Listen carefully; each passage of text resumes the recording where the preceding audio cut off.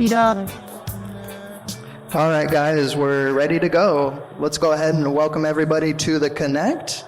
Let's give a round of applause to the people that are here. We really appreciate you guys being here. Woo. All right, we're going to take our first person on stage is going to be Sergio Picazo. Let's give Sergio Picazo a big welcome, guys.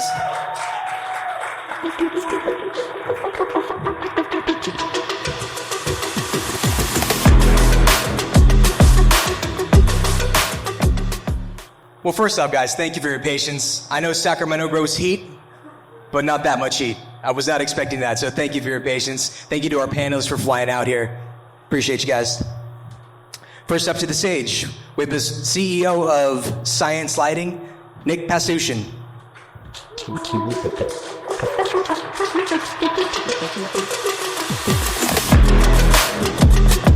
Welcome to the stage, Nick. Next up, co-founder of Faven Under Canopy Lighting, Mr. Bobby Bags, Tim Crowell.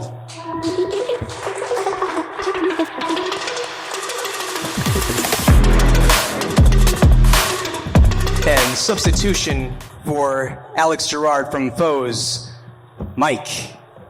Come welcome to the stage, Mike. Mike Howard. Thank you. And guys, let's give Mike a big round of applause. He stepped in, Alex couldn't get in. Appreciate you, brother. Sorry, I just sleep. Oh, yeah. Next up, representing Gavita, Ken Garver. Welcome, Ken. Appreciate you, Ken.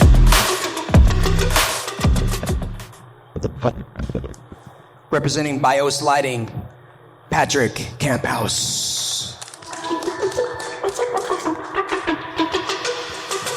Welcome to St. Patrick. Yeah. And when I put a poll out to the CoNNect community a couple weeks ago, this man was one of the top-rated brands, companies that people wanted to hear from. Welcome to the stage, Mr. Thomas Gibson, Grandmaster LEDs.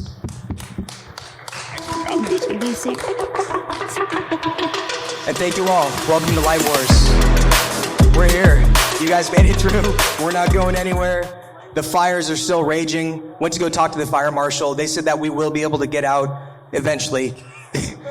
Fortunately, we've got great tacos and smash burgers. Shout out to Stoner Burger and the taqueria out front. Big ups to Gavita for sponsoring our food trucks tonight and Indoors and Hydro. Couldn't thank you guys enough. Really appreciate you. Shout out to Whiskey Slides and Terra International for hosting our beverages tonight. Really appreciate you guys. Thank you. Don't get dehydrated. So, and our presenting sponsor unfortunately couldn't be here from What's Rebates. That's a big part about why we're doing this, guys. We want to bring solutions, and What's Rebate is part of that solution. We've got a lot of awesome titans in the lighting industry up here tonight, and we're going to be educating, talking about the different solutions that work for your farm, but most importantly, how do you get these solutions, right? Lighting is not a cheap capital expenditure. We want to make sure that you do have some options to try to get that solution into your farm. So What's Rebate was going to come up here and talk a little bit more about that solution. But just know that there is ways to acquire awesome fixtures if you are part of the rebate program, and they can walk you through that process. Very straightforward. There's a whole application process that they will help guide you through. And for a minimal fee that you do not pay for, it comes out of the actual rebate. That's where they help process that. So there's a bunch of rebate companies out there that do the same thing. Do your research. I know that there's a couple of horror stories that I've heard that just drag out that whole process, which means that's capital loss for you guys if you're not converting. So I just want to say thank you to What's Rebates. Appreciate you guys being our presenting sponsor, and we will get you guys back on stage eventually once this mess clears out. So really appreciate you guys. Thank you. Round of applause for What's Rebate.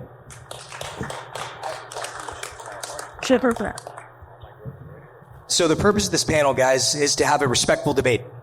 You're all up here for a reason.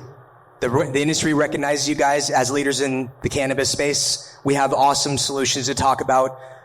Light Wars is not a war. This is about education. This is about collaboration. I really appreciate you guys taking the perspectives of your brand initiatives and bringing those to market. The real cool thing is that we get to talk about this at an educated scientific level. And most importantly, we want to give people the options to learn and to educate and to ask the tough questions coming from a cultivation perspective.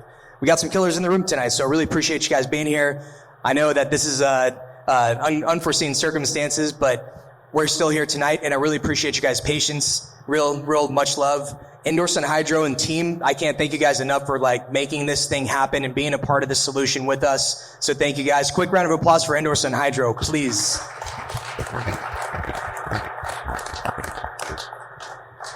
All right, let's jump into it.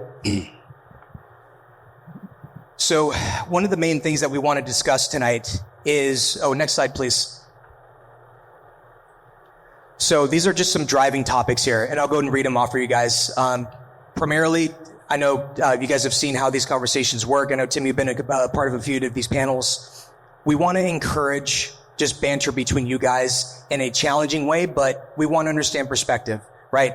The purpose of this is to showcase what makes you guys unique in the industry. You all have a solution. You all know what it is, how your solution applies to specific farm applications, and I think that's really what we want to hear. So my goal is to get through we'll call it the elevator talk. There's a quick introduction on what we do and why we're doing it, and then I really want to jump into Q&A. And I want Q&A amongst you guys too. This is something that I really want to encourage you to do, specifically because there's a lot of great solutions out there. So without further ado, I'll go ahead and start off with the first topic question. What makes your lighting solution unique, and how does this help me choose a light? There's plenty of options out there, and what do I do? What do I need to know in order to actually choose a light for my farm, right? We've run tons of different solutions. There's tons of different LEDs out there, but why should I choose a specific LED? Commercial viability, failure rates, longevity. Talk a little bit about that. How do you guys support the product that you're putting out there? Oh, lost my slide here. Thank you. What innovations does your light offer? How is your company different? So what makes you guys stand out in the industry? CapEx versus long-term operational costs. What's my ROI?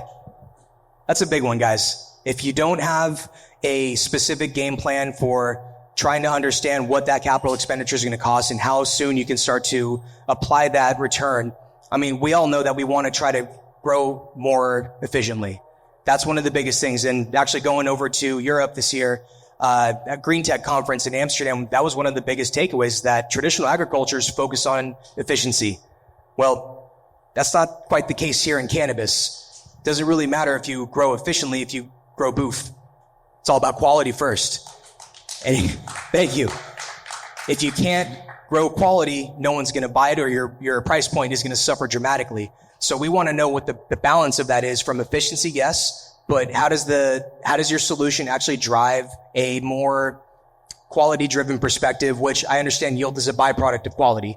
If you're optimizing your plant health with all the different solutions that you're doing, from crop steering and light steering, right? That's a cool topic. Like I'm intrigued by the different lighting recipes that are coming out, specifically from the genetics perspective. I love understanding how certain candy strains are going to behave with certain light patterns. And we're in California, right? If you're not growing candies right now, you're not moving packs at the price that you can survive with. So let's start there, guys. Who wants to lead us off? Any volunteers? All right, Mr. Thomas.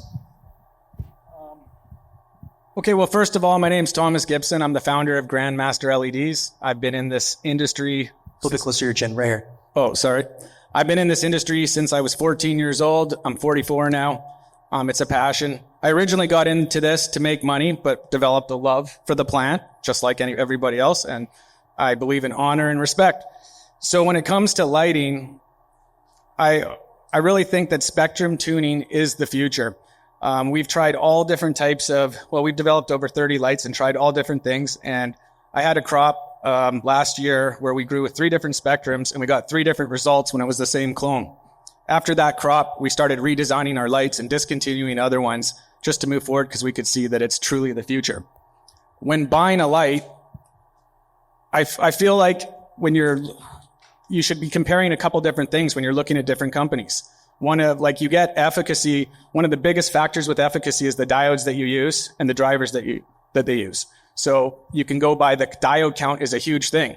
So if you're comparing two lights, breaking down the diodes is, I think, really crucial, because it's going to, first of all, you're going to see the more diodes you have, depending on which diodes they are, they're going to be more efficient. They're going to run cooler. Having a very large heat sink and running efficiently is important, and running cool, it just gives you a longer life with your diodes. So I think those are some really important things when you're looking at purchasing a light. So anyway, That's a great point. Thank you. Patrick, what about you?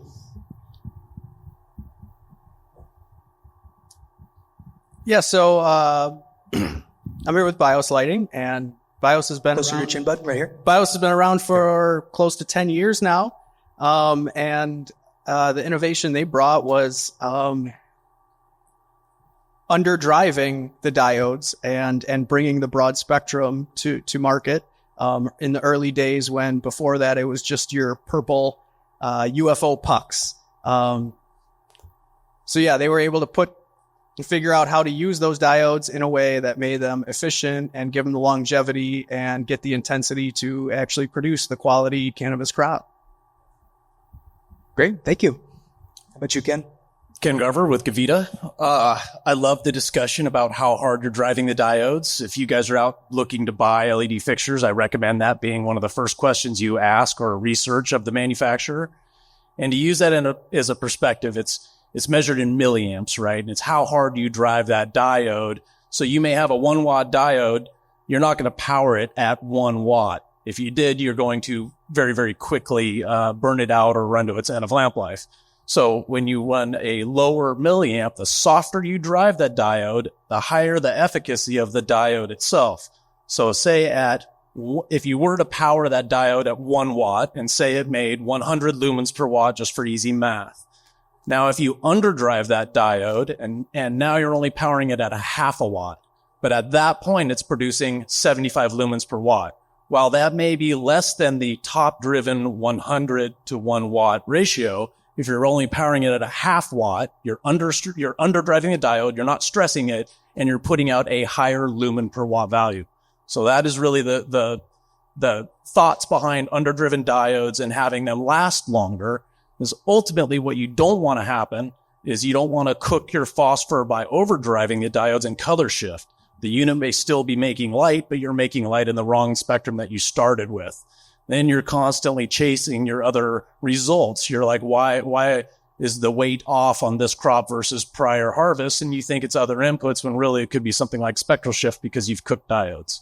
So underdriving and keeping them cool and safe environment is critical. I agree with Grandmaster and BIOS. Wonderful. Thank you. How about you, Tim? Yeah, Tim with Faven Under Canopy. It's a conversation I actually have a lot because I feel like we're in the second phase of a lot of grows getting their second round of LEDs, right? A lot of people who maybe cheaped out the first time are learning what you guys are talking about, right? They're seeing diode failure at a much greater rate than their buddies who went higher quality, greater efficacy, as you guys are talking about how much you're driving those diodes. And so I'm actually really hopeful for this almost second wave of LED purchases going, I guess for lack of a better word, but it's the next phase, and to see people kind of chase the quality. And I just think that's going to, not only are we going to get a better product out of it, we're going to have less waste, which is, cannabis, no secret. It's one of the most wasteful industries. But along with spectrum tuning and all the different far red, infrared, UV, everything that's really coming out, I think if you can really put that into a single fixture, we're really, really looking at a next wave of futuristic cultivation, So it's just really cool to see. And it's a conversation I have a lot. It's like, hey, you can save a couple $100 now, but you're going to lose a year and a half, 2 years of that life expectancy on that light. So putting the money up now is, actually saving you money in the long run, which isn't always easy to do, right? We're working with very slim margins these days. It was easier to do in 2020, not so much now. But I think the people who are still around, the people who are still expanding, the people who are growing, the brands that are growing, they understand that quality is going to win out in the long run. So appreciate that. It's a great point, Tim. One of the biggest things that continuously resonates for me is like the people that did go on the more affordable side of LEDs is how short that light penetration is on a lot of those. And we see those farms, right? It's like, yeah, you probably might want to look at that because you're getting 30 grams a square foot with your LED runs and your double stack.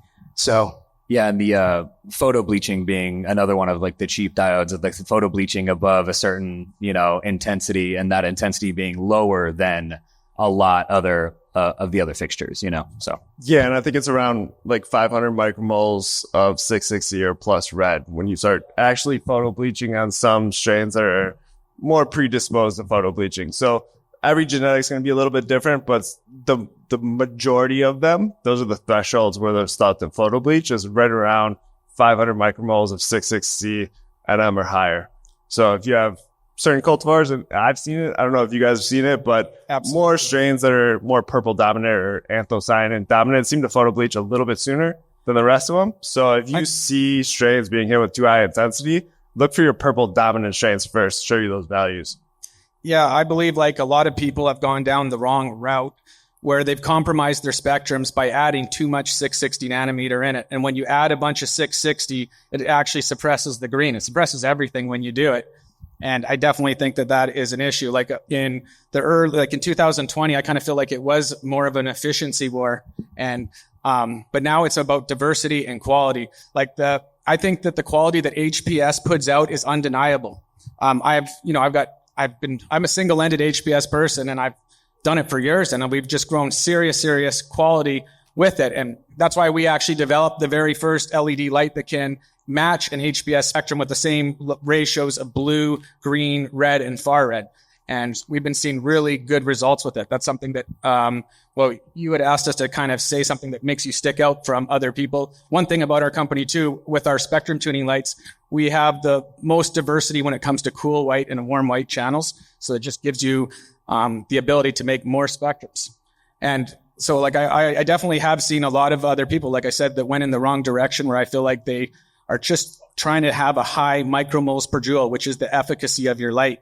And it compromises the spectrum. So I think it's really important when you're looking at that spectrum, like on a lot of spectrums, you'll see like a red spike and just a little bit of green and a little bit of blue, like for overhead lighting. And I think you want to look and for it to be as full as possible. And one other thing to pay attention to when you're looking at, if you do like HPS results, is you'll see that the red in HPS is more between 600 and 660. Like it's not like the 660 spike. It's more like 620. And I just think that the fuller spectrum, we're just seeing incredible results. So I think it's an important fact to bring up. Yeah, and it's a great point. I mean, a lot of companies out there were, if you will, red loading fixtures, right? To provide higher efficacy values and say that these fixtures are more efficient, right? And I think that was taken over from the traditional ag market, where you were growing 20 feet above canopy, right? And you were growing tomatoes or vine crops or similar sorts of crops. And it made sense to red load those fixtures at that time. But as far as cannabis and providing quality, being able to tune your spectrum, being able to alleviate some of that red so you're not photo bleaching, so the bag appeal is better, I think it's huge. And I think it's what a lot of people aren't looking at. Like my man here to the left side, spectrum control is huge. It's just giving growers another form of control to where they can influence morphology, secondary metabolites. You have to be unique. Your genetic selection has to come 100%. With that recipe. Nick, what are your thoughts on that? So I violently agree with almost everything all of you had said so far, because it's all scientifically correct and accurate. So I'm Nick Pastushan, CEO of Scynce LED. I acquired that company about 18 months ago, and also Dual Draft LLC that makes airflow and trace systems also for the growing community. So I've now got two ag tech companies that I've acquired. I am a professional distressed investor. And so I have been attracted to this space in places where there can be tremendous amounts of technology and patents and things like that in companies that need to be saved. So I basically saved Scynce LED from dying. They were at their last, they were not going to make payroll the next week. They left, customers with warranty claims unanswered for months. So I stepped in and basically saved this company because the technology is fantastic. And there's two main things that differentiate Scynce from many others. But some of them are just different approaches to what other people have done, but they're still different. So one is full power spectrum tuning. So warm white, cool white, red and far red, where you can switch between those without loss of power. So in most cases, the way you spectrum tune is by dimming out a channel, but then you lose intensity when you dim. Our patented electronics allow you to maintain the power and divert the power to different strings of LEDs. Now, as someone else had said, underdriving LEDs is how you get efficiency. So you have to have a lot more LEDs on a fixture to have all these channels that you can drive at full power or less than full power. So it drives up our materials cost as well as the electronics for that switching. But full power spectrum tuning is a really cool thing that the industry is now just starting to come around to the benefits of spectrum tuning. We also have optics, a more wide angle, 120 degree optic, and a more narrow beam or spotlight 70 degree optic, depending on the hanging height of a fixture. The benefit of optics is you can focus the light, get more light on leaf, and get more leaf penetration. So when I talk about leaf penetration or light penetration, the strongest beams coming out of our LEDs are at like a 35 degree angle, not straight down. So if you're a photon coming to a leaf, if the leaf is straight down, it's blocked this way. Rotate it 35 degrees, it's smaller. So the light has a better chance of getting deeper in the canopy by coming in at angles and cross beaming than it is coming straight down. Now, to be fair, everyone will tell you that there is loss when you pass through an optic. So the trade-off is by getting more light on leaf by more intensity at your angles and focusing the beam, you get deeper penetration, which offsets the loss of the optic. So we can spend a lot of time talking about the science of what you can do with spectrum and optics and things like that. But the reason I acquired this company was because the power of those technologies, the side benefit you get of having a secondary optic underneath an LED board in a sealed environment is you can take a pressure washer to one of our lights. In most lights with a bare board or silicon coated or whatever, you can't do that. You can't rub it. You can't scrub it. You can't blast it. So there are some benefits also in terms of the waterproof nature and cleanups. I hope when we get to the topic of top light with optic versus under canopy, whatever, we can get in further. But I don't want to hijack the panel now. But I just wanted to introduce myself and my company.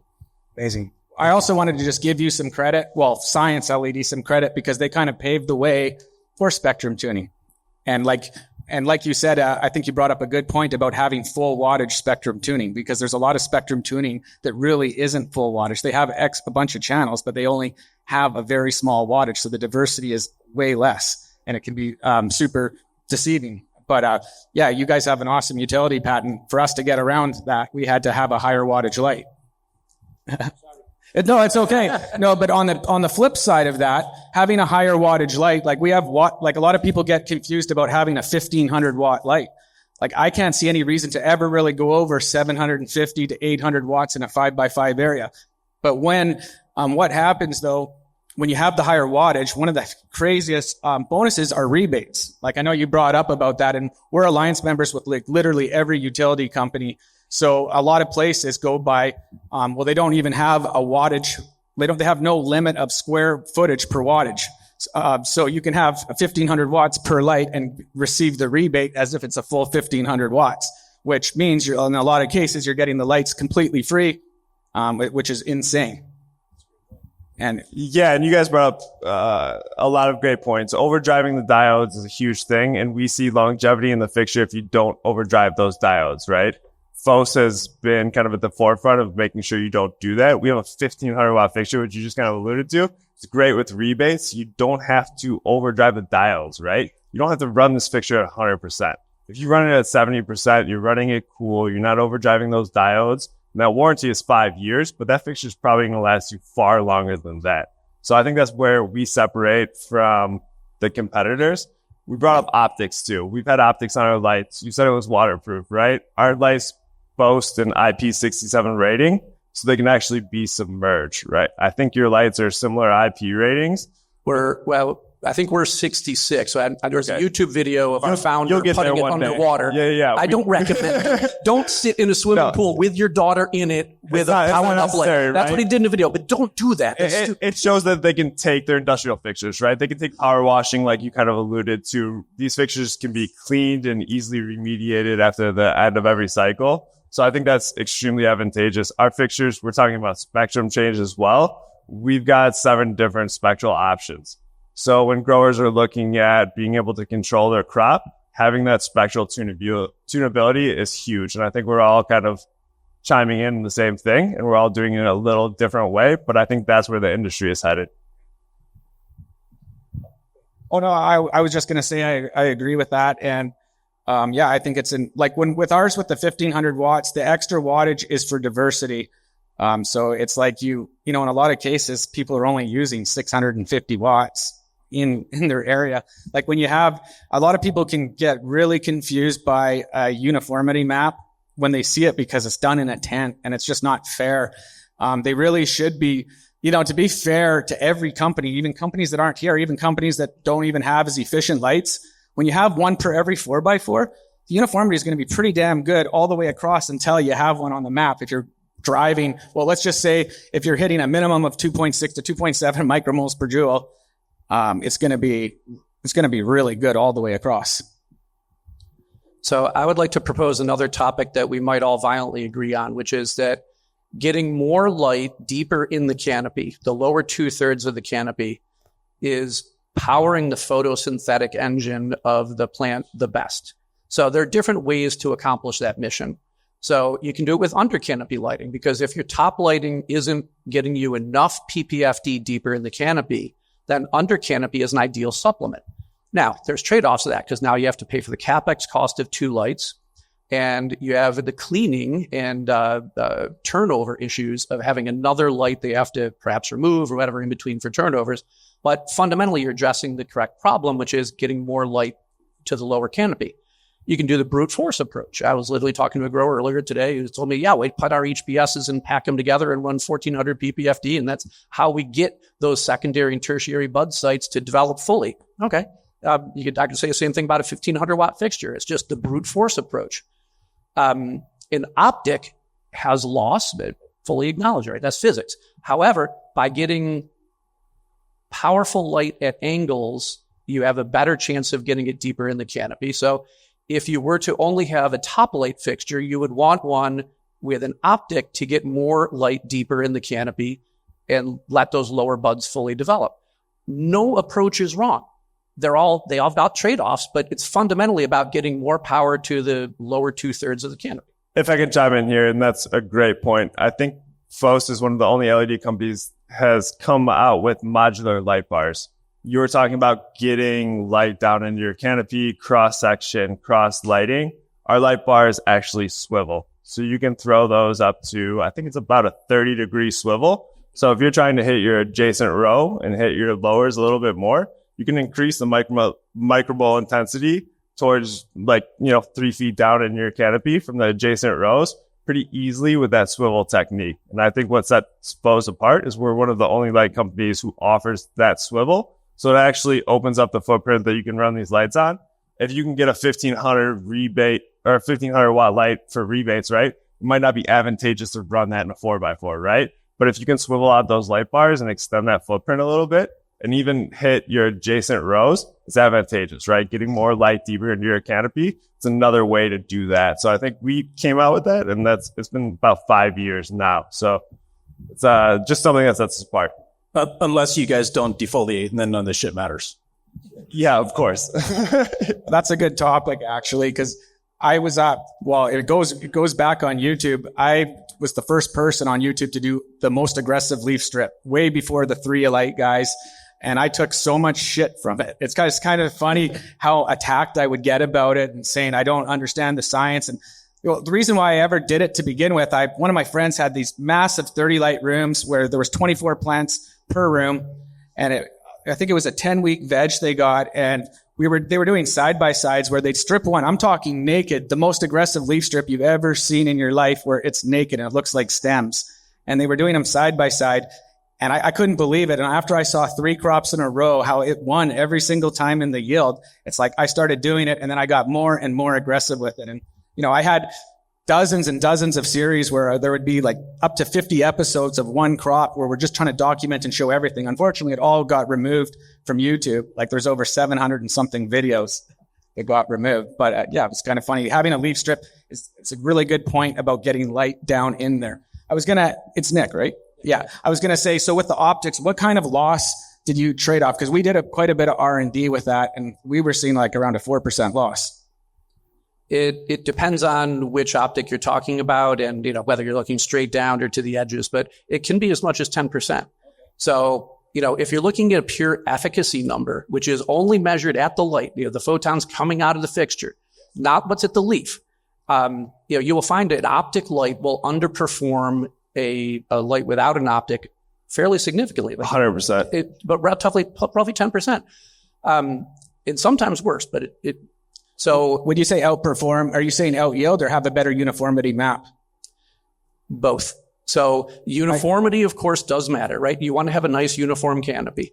And you want to get light deeper down. So where the rubber meets the road, when people actually do trials with plants and, so it's one thing to do it a theoretical thing with PPFD measurements at depth without having plants in the way. But you actually have plants and leaves there.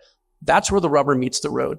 And so that's where people comparing one light to another or, an LED to a HPS or whatever, ultimately that's what matters. So when you see the plant health, the plant yield, and more importantly, the yield of grade A buds versus popcorn or whatever. So that's where the benefit of optics shows up. Not necessarily in total biomass, but in A to B to popcorn.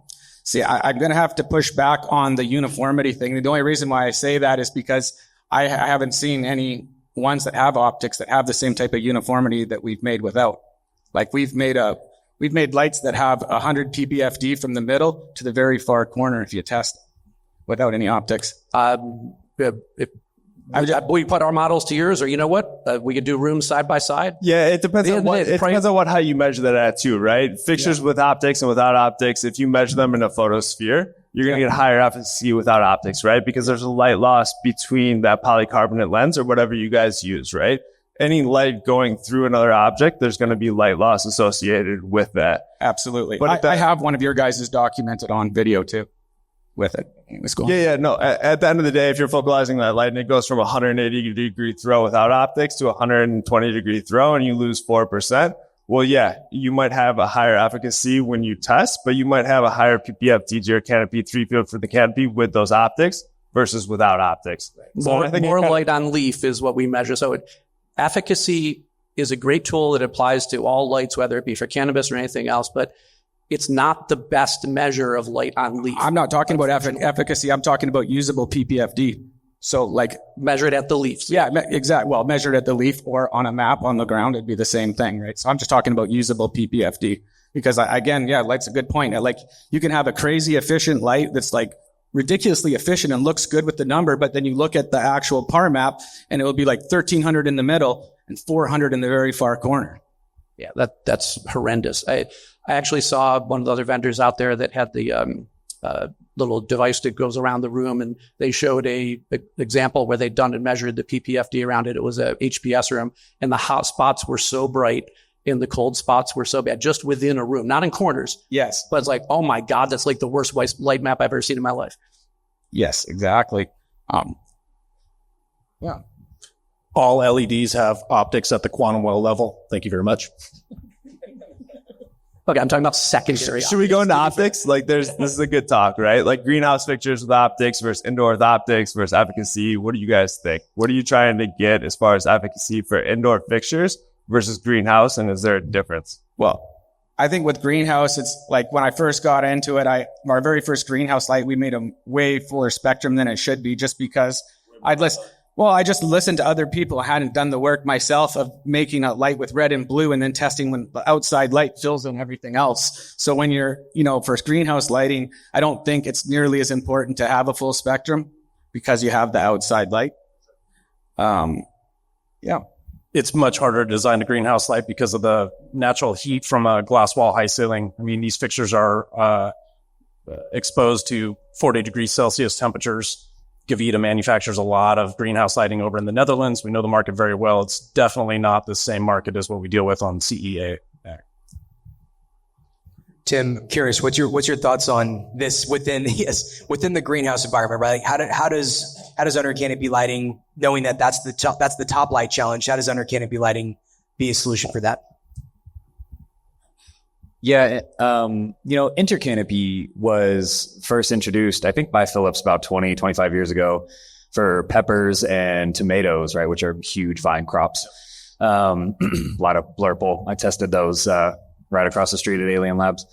And, something about close proximity lighting in greenhouses is it's a better application of under canopy than indoors, right? Because indoor is so sufficiently lit these days that an under canopy light that close to the plants there is so much of a greater gain to be had. Yield potential is how I talk about it. Most definitely still because you are at the mercy of the sun. Like, it doesn't matter how overlit or how lit your greenhouse is, top lit, you're at the mercy of the sun. Winter runs are gonna be rough. We have people even here in Northern California.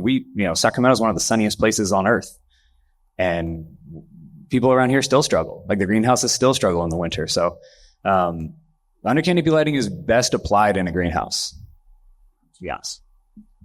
Yeah, and just to add on to that, and Fohse doesn't have under canopy lights yet, but we will soon, so look out for that. But just to add in, yeah. No, I mean, you see a lot of greenhouses that are different structure, different height, different truss height, right? You see 20 feet head height where people are trying to hang HVS, and they're only getting 100 micromoles intensity from that. And they're putting a lot of power and a lot of heat into that infrastructure that they're trying to take out. It's a lot of power wasted, in my opinion. So applying under canopy lights, 100-watt under canopy light in that situation, instead of trying to light up the top of the canopy from 20 feet away, to light up the under canopy from a foot away is super advantageous. And I think that's going to be where you see a lot of application of under canopy lights is within those greenhouses with those high trusses and those high head heights.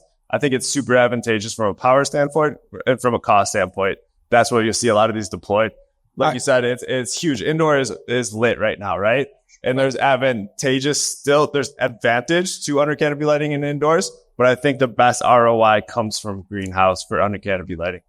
I think it's definitely the future. We were forced to start making under canopy lighting, to be quite honest, just because I didn't really believe in it. And then I started seeing results, and then I had clients of mine that tested it, and we were just completely blown away. And I believe it's going to be under canopy and lower side lighting is the future, with possibly even decreasing the top lighting. 100%. You're decreasing so being a grower for the last 15 years, there's like two sets of growers. There's like a less is more grower, which is very much less food, like not so much less water, but like less food, less intensity, less plants. Like, that's kind of every time I troubleshoot a problem, I always come back to less is more, right? And then there's the opposite side where the growers are running hot, as much lumens as they can, like everything they can put to the plant, high EC, everything, crop steering hard. Less is so much easier, man. It just, workflow, everything. We could talk about that for days. But a holistic approach to lighting the plant is something that we are going towards, and so, I guess my question and, I'm in a unique position in this panel because I'm only under canopy lighting for now. Give me 2 weeks. 2 weeks. I had to, I'm sorry.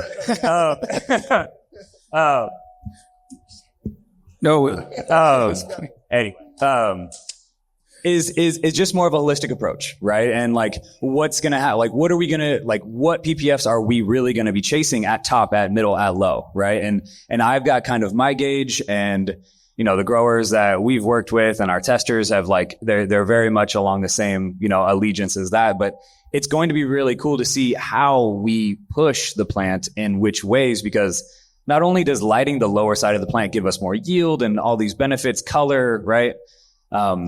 It's actually evening out the VPD stratification between the top and the bottom, right? There's a little bit of heat that comes off these under canopy lights. So especially in greenhouses. Like greenhouses in Canada run heat tubes for the most part. You have to run a heat tube or you have to run something. So like you're actually eliminating the struggle that the plant is dealing with of like very optimized because we're testing our VPD at 1 foot off canopy.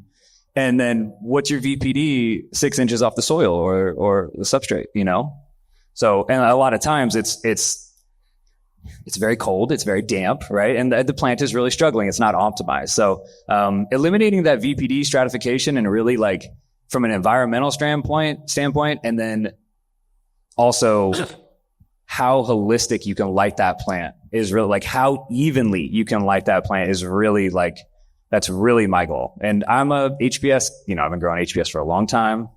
Grandmaster will be here with me on that one. And I never was running over 850, 950. Like 950 is pushing it at canopy, pushing it. 850 was my sweet spot. LEDs, I still don't like to be over 11. Like I just don't, So it's going to be really interesting to put in. It's really fun to actually put LEDs under canopy with HPS. Like that's my favorite right now. Actually, LED under canopy with checkerboard, top light, HPS, and LEDs is the best weed. This best smoke, best yield, best quality coming out anywhere in the world right now.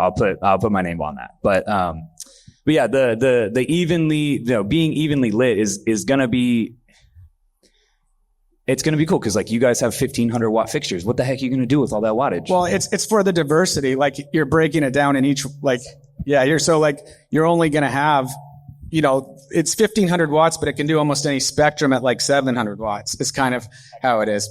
Yeah, and like a good point. You said you were familiar with like 850, 950 under HPS. You're cool with 1100 under LED. I think a lot of the genetics that we've bred now have been bred under HPS, right? They've been bred under these conditions with that threshold. So I think now a lot of breeders are looking into breeding under higher light intensities and seeing if they can maintain quality with that higher light intensity. So I think that's the avenue we're going. 1100 might turn into 1200, which might turn into 1300. We might see OG crosses that can take that and people can push yield. I mean, at the end of the day, there's a linear correlation between light intensity and yield, and it's pretty well structured, right?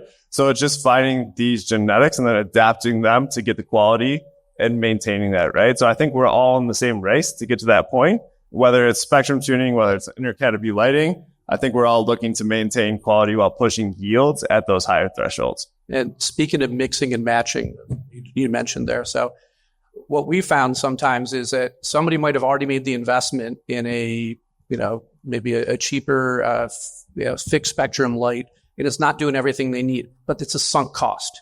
So how do you supplement that without relighting the whole room? You could go, straight under canopy. If it's underlit, that's certainly the way to do it. So what we've done is we took our veg light, the 250 watt veg light with 120 degree optic, wide angle optic, redid it with a different board that has the reds and the far reds as our flower lights do, and designed it so you can flip it upside down and use it as a supplemental light. So let's say your top lights aren't spectrum tunable and you're missing out on some of the opportunities with spectrum.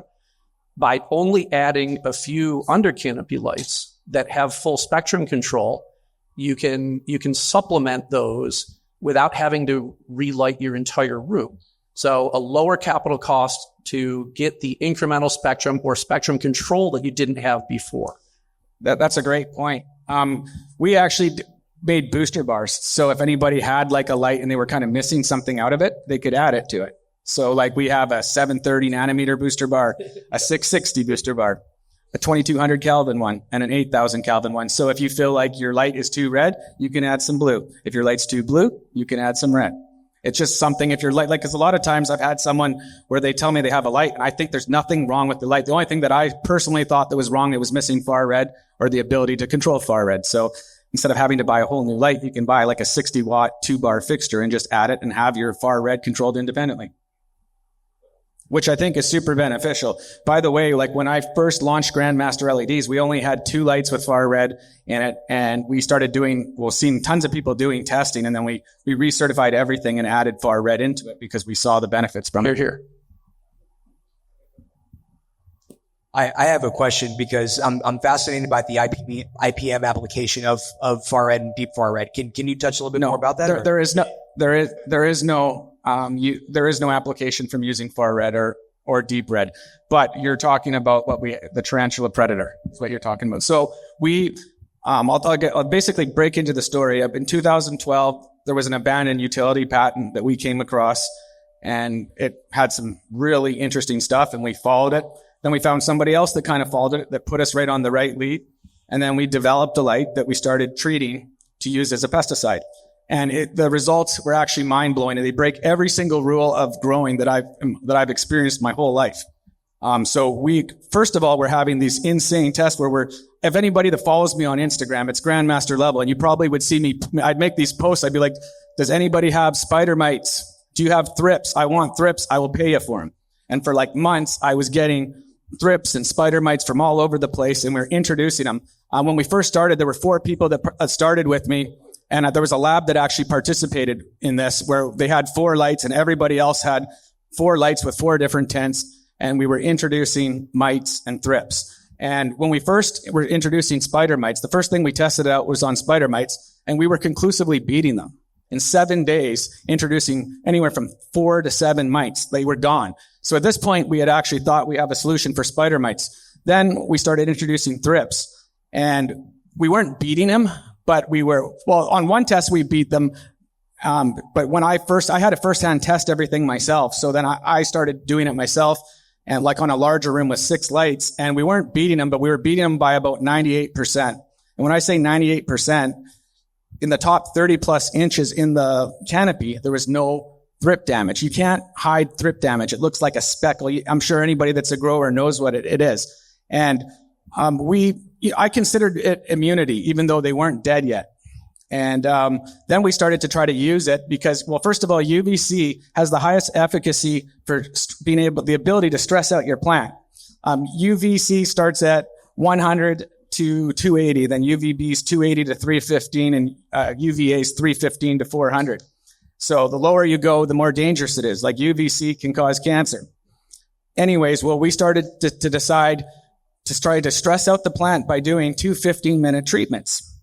And we accidentally eliminated all the thrips. They were gone. In a week, all of a sudden, they were gone. And I believe most people out here probably know who Matthew Gates is. For Sink Angel, I don't know how exactly it's pronounced. But anyways, we flew him out for that crop because I wanted him to kind of go through the whole room and tell me if he could find a living thrip, and he couldn't. And that's when we knew it was just we broke every single rule that I personally know of growing. Like thrips, you cannot beat, like without using a pesticide or a predator bug, you just can't beat them. So then we started introducing high amounts of spider mites, where we're taking 200 plus spider mites with hundreds of eggs on lima bean leaves, letting them establish for 36 hours. And it was mind blowing what you could see the spider mites, what they could do in 12 hours. And then you would jump ahead a week later and the top leaves are clean, where within 12 hours, they've already destroying leaves. And like we're actually working with a very large university that has a very large agriculture department that's assisting with the white papers. So I don't have all the science behind it yet, but I can, this was too big of a thing to hold back any longer because we could see the results.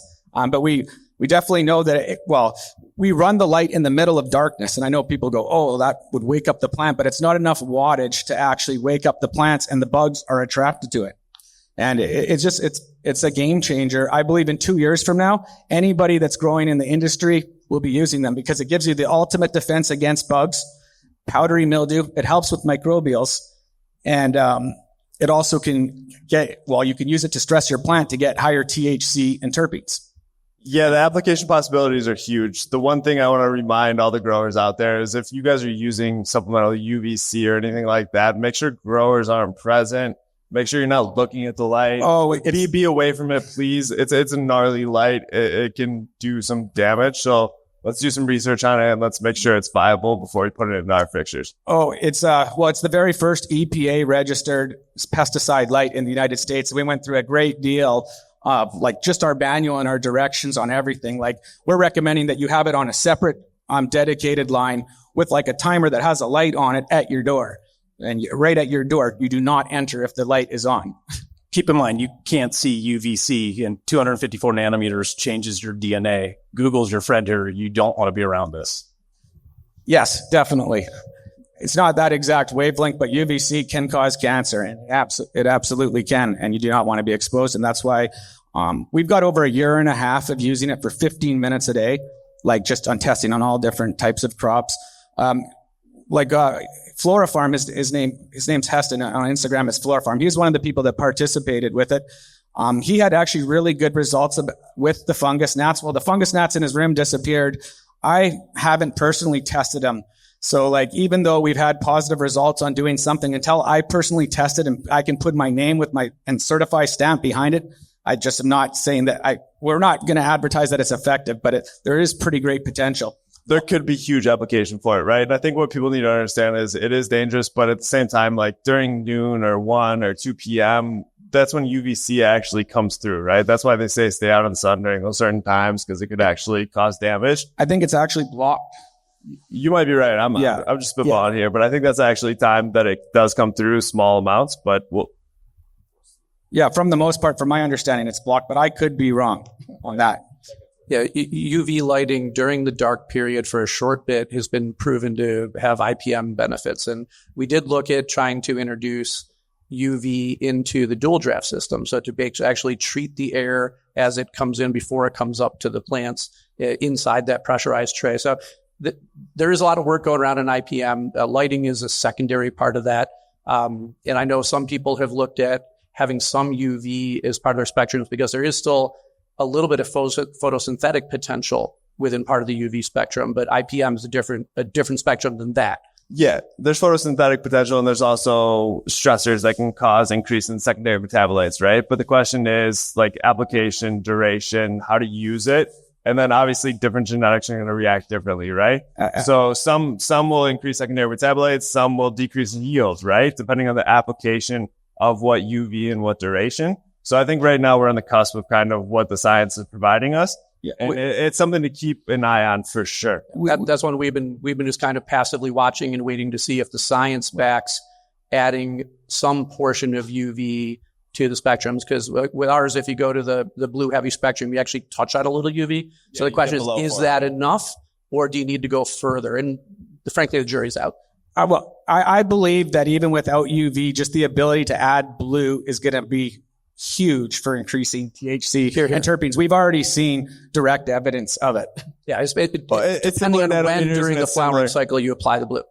Yeah, no, it's similar nanometers and a similar application, right? UV and blue are very close to each other, and their application might cause similar effects in the cannabis plant. When we were doing our R&D, we did make an accidental discovery by having a timer fail. It's pretty interesting. And we weren't able to find any literature on this. So as far as I know, we're writing the rules. We had a timer fail. I come in the room and the plants are totally fucked. Every single part of the plant, the tops and everything, when the lights are mounted underneath. And then we realized, well, we can systemically emit UV into the stem, and that affects the whole plant. And like, we're still playing with it, but it's definitely, in my opinion, it's going to have a much higher efficacy than UVB or UVA. So for sure. And it's finding those diodes that can also work within our warranties, right? A lot of these new diodes that haven't been developed are new, right? Well, it might only last 2 to 3 years. So incorporating them into the fixtures. These will not be ever incorporated into any fixtures. That's a guarantee. Just not possible to do. So if I can steer the conversation to the other end of the spectrum for a few minutes, instead of the blues, let's talk about the reds. So many fixtures you see have a very large spike with the 660 red. Why? Well, because that makes a high efficacy number. Dr. Bugbee up at Utah State did a study of tip bleaching and found that 660 is the predominant cause of that if there's too much of it. So if anybody bought a fixed spectrum light that's heavy on 660 because it gives a high efficacy number, you may find that you have to dim your fixture because you're getting tip bleaching. So 660 is a particularly interesting spectrum to look at because while it makes an efficient diode, too much of it is bad for a cannabis plant. But 660 and 720 or 730 in combination triggers the Emerson effect, which is like turbocharging your photosynthesis. So again, it's another advertisement for far red, not just pure 660 or the ability to shift between them. 100%. Yeah, there's a conversation to be had with that too, because depending on the efficacy, depending on how much red you have, and just depending on how much you're photo bleaching, I don't think, and you guys can correct me if I'm wrong, but there's been a deterioration in testing from photo bleaching, right? So it's clearly just a bag of peel type of thing.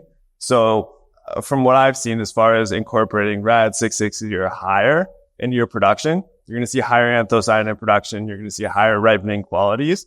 And that's necessary, right? It's similar to an HPS fixture where you have that heavy red loaded orange spectrum, but at the same time, we're able to increase intensity without having that heat associated with HPS. So we're able to push higher to where you actually start photo bleaching. So I think it's a conversation to be had.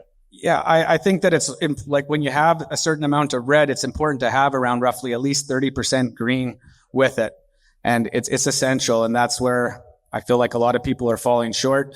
A lot of people too, I think they want HPS results with LEDs, but they don't like, if I have this remembered correctly, like the Gavita double-ended HPS bulbs have, I think it's 10.4% far red, 58%, red, or sorry. Yeah, the 10.4% far red, 58% red, and around, 30 something percent green and about 4% blue. And you're going to be able to get this exact same bud structure with the temperature of the light is so different. And that's why I think people aren't really getting those same results. It's because of the temperature of the light. We're just seeing so many people have awesome results using this HPS spectrum under LEDs. Yeah, let's be clear. HPS kills it in flower, right? But it's not advantageous in veg. Anyone who's veg with HPS. Or finishing. Yeah. Well, I can finish pretty good too. But if anyone's veg with HPS, you've seen just kind of an increase in internodal spacing. You've seen not the most ideal crop coming out of veg. So just having the ability to have spectrum tuning and things like that is super advantageous to have in your fixture. For all my experience in HPS, like with all the rooms, when we started building them for like the last 10 years, we would always have lights hanging in the middle. And for the last 3 weeks, we would add metal halides to add the blue to mix it in. So I do agree with Nick where I do like HPS, the quality is undeniable, but having the ability to add blue and have it uniform is just taking things to the next level. Yeah, and that's actually something we introduced with underlighting is we kind of coined it spectrum balancing, right? So in HPS rooms, like I grew up and I was taught by growers on the coast doing mixed, metal halides and HPS up top. And those were the stickiest, the dankest, like the best weed. And maybe that's a little nostalgia, but for me, when we got the opportunity to put a different spectrum underneath HPS, we sided with a little more blue, right? We've got the R6 model. So a little less red, a little more blue. And it just makes this like. Was that your second version? What people discovered years ago was the combination of those two fixtures in those two spectrums was the first version of spectrum tunable lighting. Right. Yeah.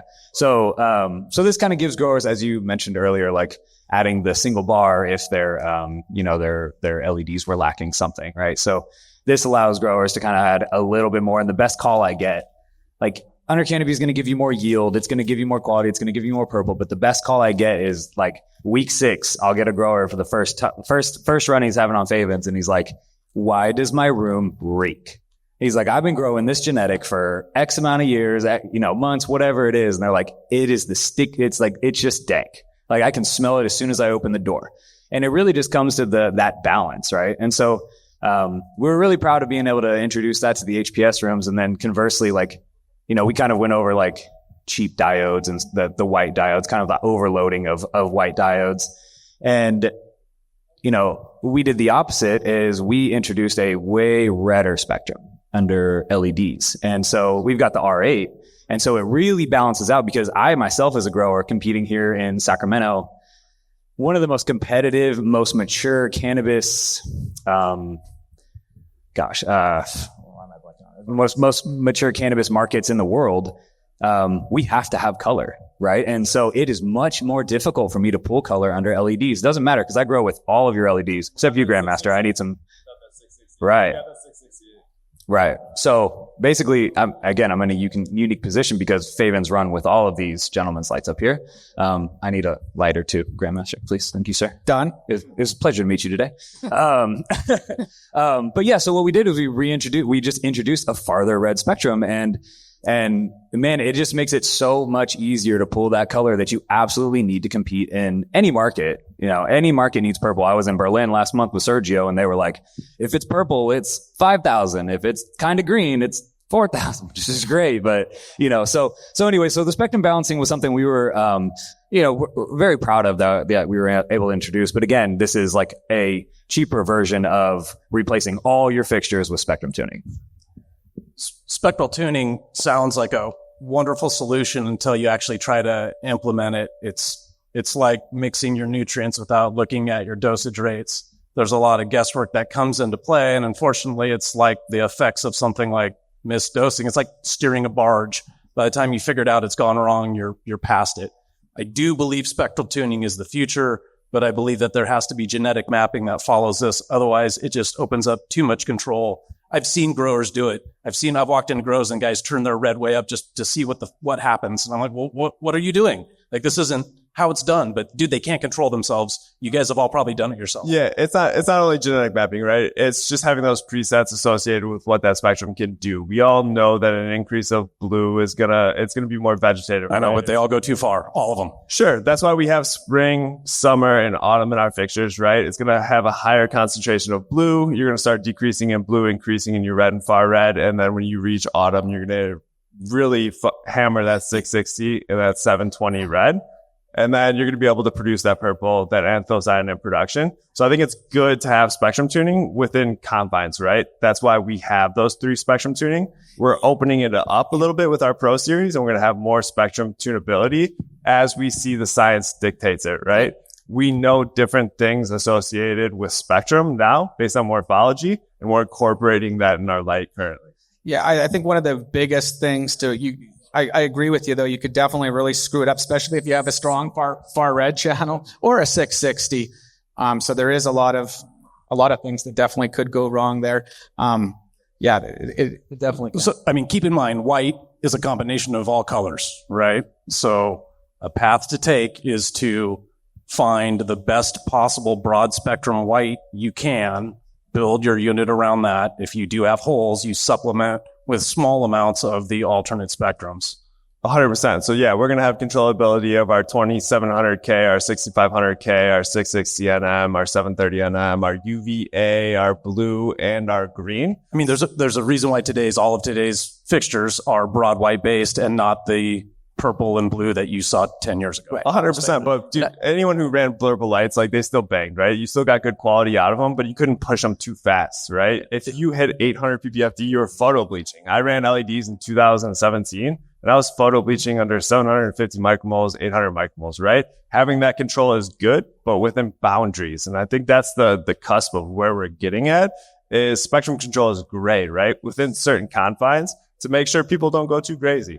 Right. You go too crazy and start with too many variables, you can get screwed up very quickly. So I was about to 100%. jump down your throat for a second there, but then I was like, okay, no, what you're saying is true. But if you can start with spectrum tuning lights that have like basic preset recipes for veg and for flower and for time of day. So, blue in the morning, red in the evening, more of a full spectrum during the day. That kind of makes it pretty easy to set up a recipe for both time of day and throughout a flowering period. So, but having all that control can be overwhelming, and you can screw it up. But you know what? If your environment isn't good, your spectrum doesn't matter either. That's it. One other thing I wanted to touch on the under canopy lighting is far red.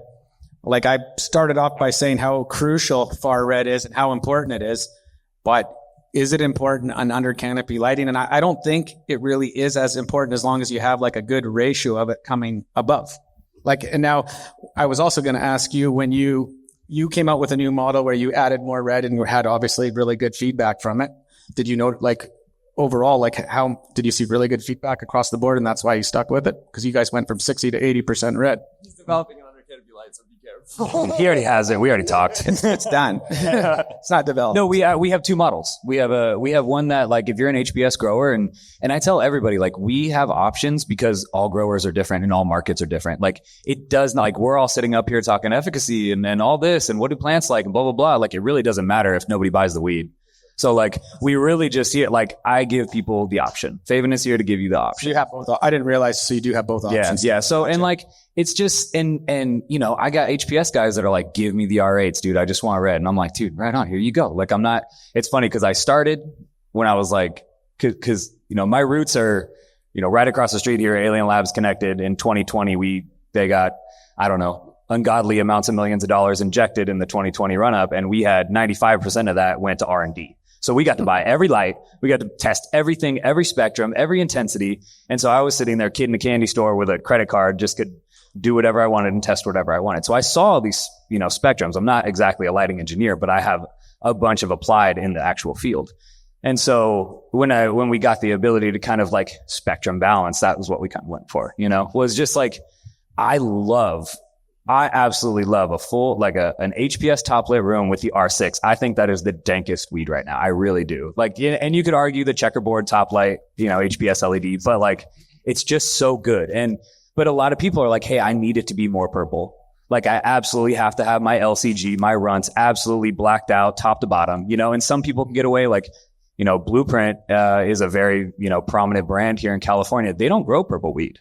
You know, they're one of the only, and they still have the highest. And fortunate enough, Jordan of Blueprint is one of my good buddies. We met when we were at CoNNect, and, you know, I still irrigate for them. You know, I still like, that's my like control. And, you know, we have a facility in Arizona that's all HPS, Faven. And so we get to play over there. We have a little 18 light R&D room we get to play with over there, you know? So, it really just depends on the market is what I'm trying to say, you know? So we can, you know, we have the options just because everybody's different. And that's a key point, is that there's emerging markets coming out here. So that's the importance of this panel, guys. You're giving perspective for everybody watching what's going on here in California and all around the world. Like, this is what the cool thing was when we went out to Berlin, was they want to understand the pitfalls, because they're teased with all these very low cost effective solutions out there, right? So they want to understand what makes this light good, right? So you guys have done a fantastic job of educating us on the solutions. I would love to tap into the audience, and I want to be respectful of the time. Thank you for the waters here.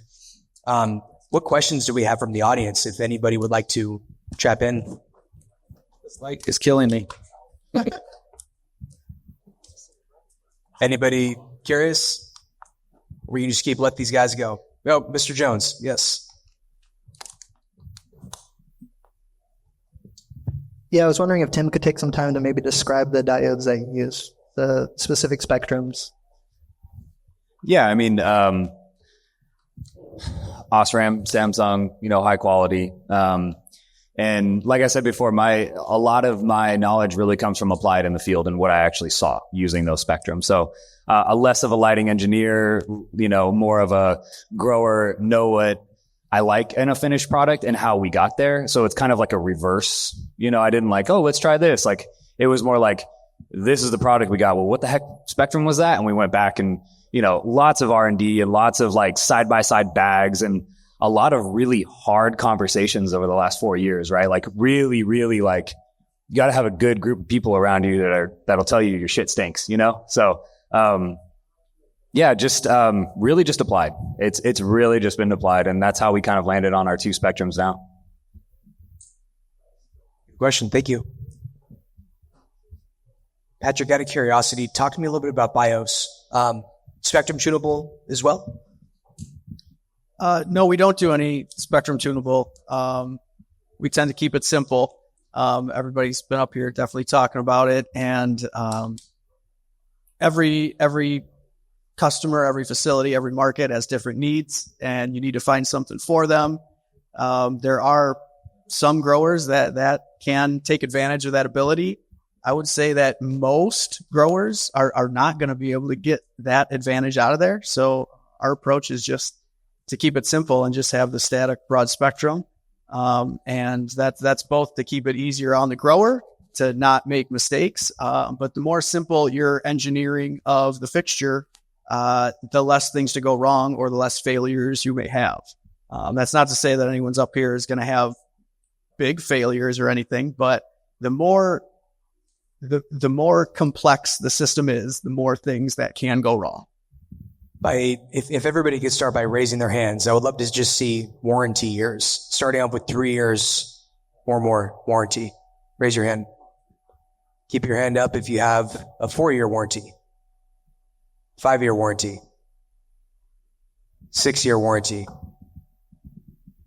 7-year warranty.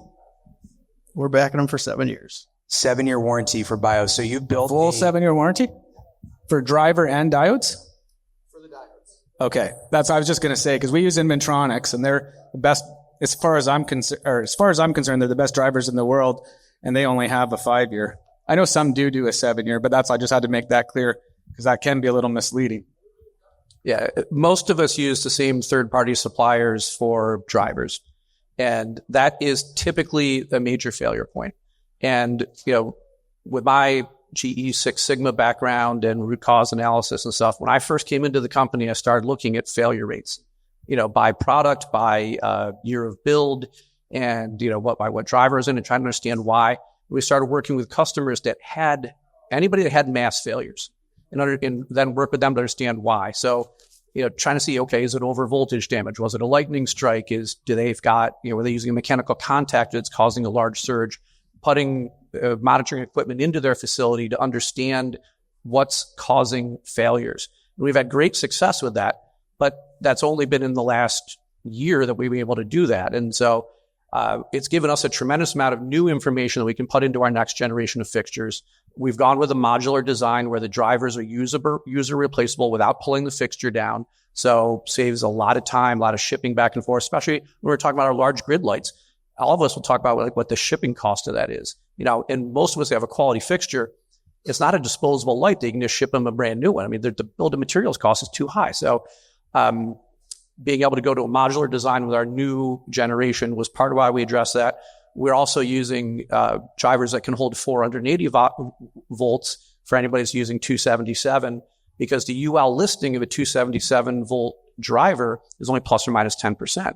So it's too often that surges coming from either external or more often internal at the facility are exceeding that threshold and causing over voltage damage. But if you use a 480 volt driver in your 277s, you have more headroom, you should have more reliability. So I think the industry of all, whether it be the driver manufacturers or LED manufacturers, is trying to push reliability and in-field repairability. So I think a few other people have gone to a modular design also, which to me is a quality engineer kind of thing. Just makes a tremendous amount of sense. Yeah, I agree with you. When we came in, the advantage we had coming late to the party was everybody already had everything. So we got to make everything plug and play for that exact reason. This earlier today, Ken, we had this discussion around what causes failure, and a lot of the things that you brought to attention, the VOCs, right? It was fascinating when you brought that up, and a lot of people just don't know why their lights or their diodes are going out. Can you touch on that a little bit, please? Yeah, a lot of people focus on the IP rating and washing them down and pressure washing and all things that you shouldn't do anyway. But the bulk of the issue that we're seeing now is the VOC, volatile organic compounds within the growing environment. What happens is those do permeate the lens on the diode themselves. It fills the impurity gap and literally prevents electrons from passing back and forth between the material. This is why you see those diodes start to turn black over time. And there is a weird phenomena that when you remove VOCs from the environment, you can sometimes burn that material off, and the LEDs can almost seem as if they're self-healing. Some of the damage that can't be corrected, and the worst offender at this time is sulfur. Burning sulfur in the environment is causing havoc with diodes all over the place. The conformal coatings aren't able to protect them, and that's what's happening. What about wettable sulfur? Just to chime in, you said IP rating is less kind of a bullet point there. If you're getting sulfur into your fixtures, the IP rating obviously has an advantage. No, this is off-gassing, so you're not going to stop it with an IP rating. So many people burn sulfur, though, and spray sulfur into their rooms. Spraying is a lot different than burning, though. I have to agree with them. Well, it depends. Like, we definitely have a thing saying not to burn sulfur. Okay. Yeah. But still people do, right? I mean, how many people run sulfur burners or spray sulfur? But used to? Yeah. But if you're doing that and you notice darkening of your diodes, stop what you're doing, reverse the process before you do irreversible damage. Correct. But IP rating could mitigate some of that, correct? Higher IP rating is going to mitigate some of the sulfur getting into the diodes. If there's a secondary optic or something else, it's be a barrier between the diodes and the environment. Correct, which is the IP rating. Typically with the IP rating, you've got components within the fixture that also carry their own IP rating. So the driver has its own IP rating, and really what you're concerned about is the diode board itself being fully sealed. But they carry the IP hermetically rating of the weakest link, right? You don't have an IP67 fixture if you have IP62 rated diodes. Gavita, LED fixtures as a whole don't exceed the dew point, so there's an issue with them drawing moisture during the heat cycle. That's why they're hermetic. In our case, we have a secondary optic, so the board is not exposed to the environment at all. I should say more of a lighting engineer, less of a cultivator. One thing I wanted to just touch on, because you were bringing up the reliability of having one channel versus multi-channel. A lot more can go wrong, which is definitely true. I do agree with that. But on the flip side to that, if you have a one-channel light and your driver goes out, you have no light. And now you're waiting for a replacement. Where if you have a multi-channel light and one of the drivers goes out, you still have light until the replacement comes. So that, I just wanted to bring up the flip side of that is kind of a nice perk.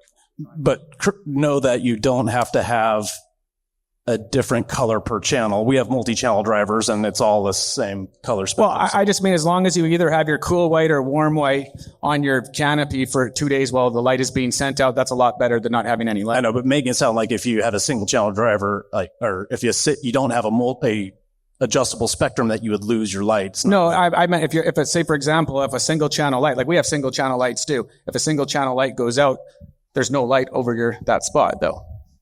Until the replacement. That was my big point.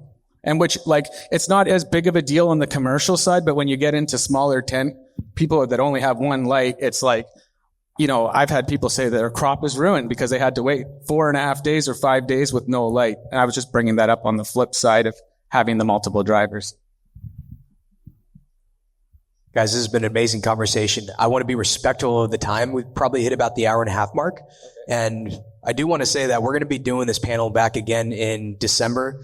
Light Wars in Las Vegas during the MJ BizCon is something that I want to do. We'll also be doing Salt Wars. I'm hoping we can do Substrate Wars as well, but Light Wars is something that we definitely want to retouch back on during the MJ BizCon because this is a great conversation. I really appreciate your guys' perspectives. I want to go around one last time for each of the panelists tonight and just give your parting thoughts, please. Yeah, I think a parting thought from all of us up here is like, super bummed the room wasn't packed because that was the most cars I've seen. We've been, 3 years, Sergio? We've been doing this, that was the most cars I've seen on like a load-in time, like 4 o'clock, 4:30. And I pulled up and I was like, this thing's gonna rage. And then the fire raged. So like, I think we're all pretty bummed that this room wasn't packed. I'm glad it was live stream. I'm glad it's recorded, but like, just thanks you for those who hung around, but like, damn, that was a great conversation. I really appreciate They are you guys. a captive audience. They can't leave. Yeah, that's true. That is true. But I just really appreciate sitting up here with you guys. That was, yeah, are we? Anyway, Tim with Faven Lighting, appreciate you guys. Appreciate us sitting up here, and all the knowledge that was dropped here. So thanks, guys. Yeah, Mike from Fohse. Sergio, I appreciate you having us. I came to Salt Wars. It was awesome seeing that conversation happen.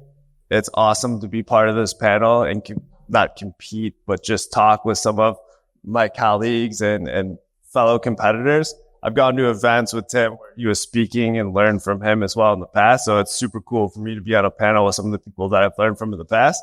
And just thank you for having these events. Everyone can learn. It's a benefit for everyone. So I'm glad it was live streamed. It sucks that people couldn't make it, but I think a lot of people will gather some knowledge from this event. So thank you.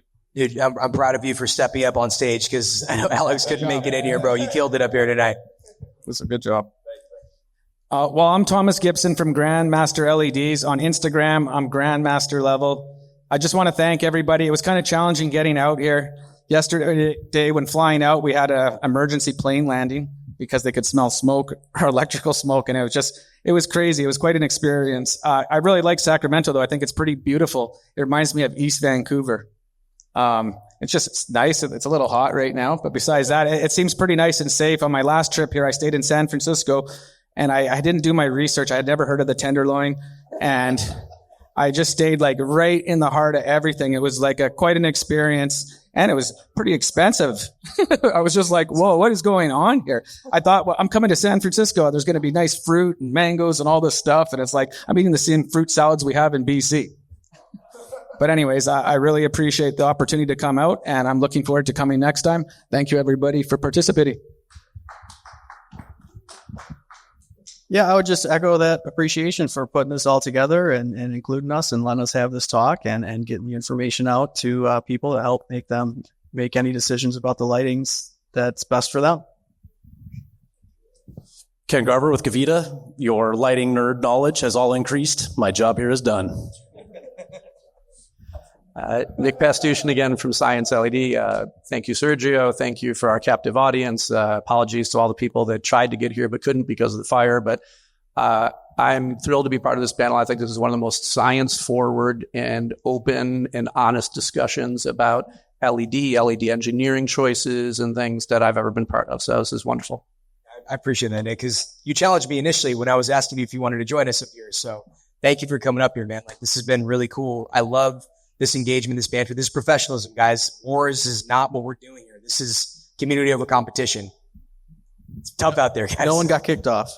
No one got kicked off, yes. But I also want to say thank you to Nick at Grow World, because we wouldn't be able to get to the audience and the reach for those that couldn't actually get here. So, Nick, we really appreciate you. If you haven't watched the Columbia tour for Grow World, just dropped today, so please go through and check that out. There's a lot of cool partners that are in, we're going to be in this room today. Kayakor, United Nutrients. Love you guys. And, we're going to be doing a NorCal Sacramento tour through Grow World as well. So there's actually a lot of cool brands that are going to be a part of that. Shout out to Cam. That's one of those that's going to be highlighted in that NorCal Grow World tour. And really looking forward to just putting more stuff together out here tonight. So guys, thank you again for joining us on Light Wars in Sacramento. Round of applause for our panelists, please. Shout out to Tony. Shout out to Ryan. Shout out to Gina. Really thank you guys so much for all your help. Indoor Sun Hydro, thank you so much for hosting us and team out here. You guys are the best. Shout out to all of our booth sponsors for showing up under the circumstances. We're going to rage next month again, guys. So you're more than welcome to join us out here. We're here for you guys. Much love. Until next month. Thanks, Cam. Thanks, guys. フィンランドという名の